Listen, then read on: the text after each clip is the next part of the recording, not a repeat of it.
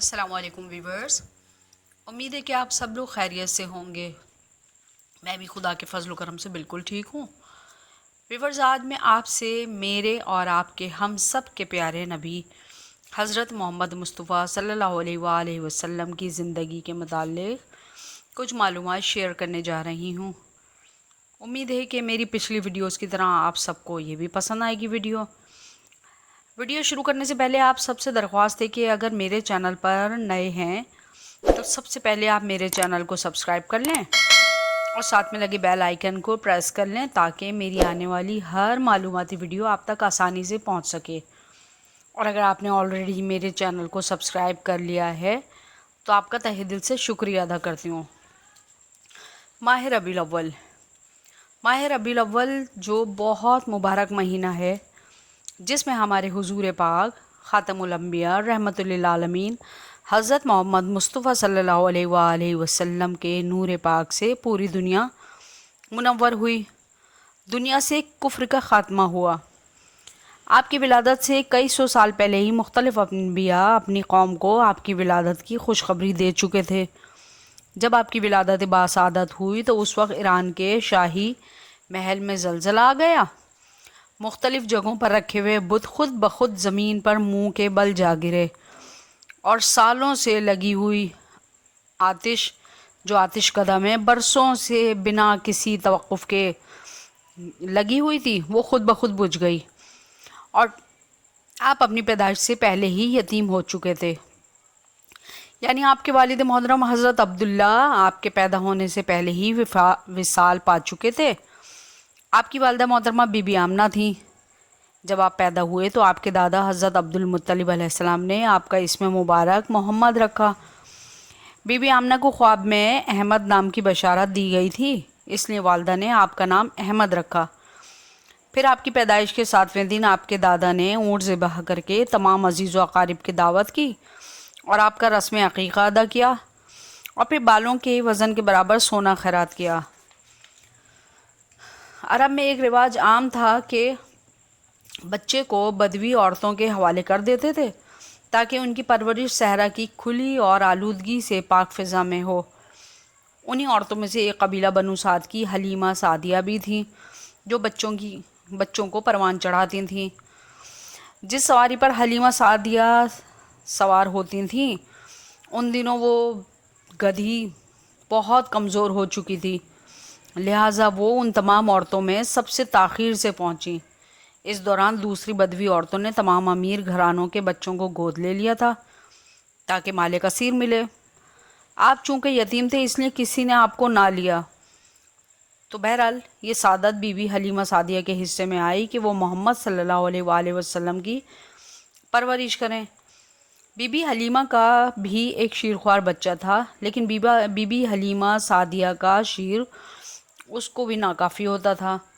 لیکن جیسے ہی be be Halima نے نبی پاک صلی اللہ علیہ وآلہ وسلم کو اپنے سینے سے لپٹایا، ویسے ہی اتنا شیر آنا شروع ہوا کہ نہ صرف یہ کہ نبی پاک صلی اللہ علیہ وآلہ وسلم سیر ہو کر پیتے، بلکہ آپ کے رضاعی بھائی بھی شکر سیر ہو کر پی لیتے۔ بی بی سعدیہ فرماتی ہیں کہ اس بچے کو گود میں لینا میرے لیے بے انتہا نفع بخش رہا۔ واپسی میں آپ کی گدھی بھی اتنا تیز دوڑی کہ باقی عورتوں کے جانور بہت پیچھے رہ گئے۔ اس زمانے میں عرب پر قحط چھایا ہوا تھا، لیکن حلیمہ سعدیہ کی بکریاں جنگل سے خوب پیٹ بھر کر چر کے آتی تھیں اور خوب دودھ دیتی تھیں۔ یہ سب ہمارے نبی پاک صلی اللہ علیہ وآلہ وسلم کی برکت سے تھا۔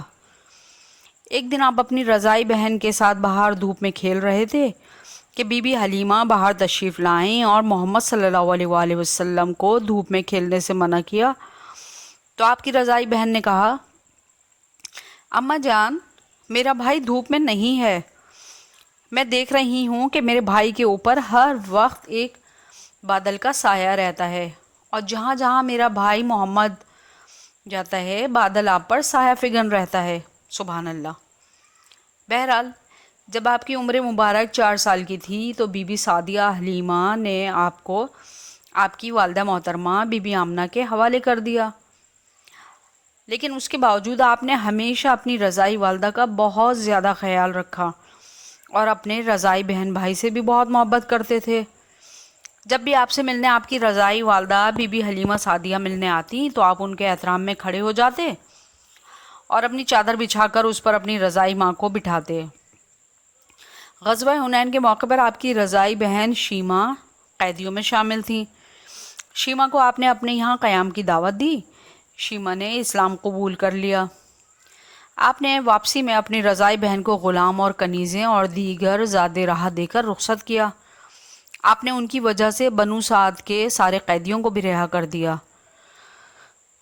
جب حضور صلی اللہ علیہ وآلہ وسلم 6 سال کے ہوئے تو آپ کی والدہ نے یثرب کا سفر کرنے کا ارادہ کیا تاکہ آپ کو آپ کے ننیحال والوں سے بھی ملا سکیں اور وہ آپ کے والد حضرت عبداللہ کی قبر کی زیارت کر سکیں۔ مدینے میں ہی 1 ماہ قیام کے بعد حضرت بی بی آمنہ مکے کے لیے واپس روانہ ہوئیں، لیکن ابھی آپ لوگ مکے اور مدینے کے درمیان ایک علاقے ابواہ سے گزر رہے تھے کہ بی بی آمنہ شدید بیمار ہو گئیں اور پھر وہیں آپ کا انتقال ہو گیا۔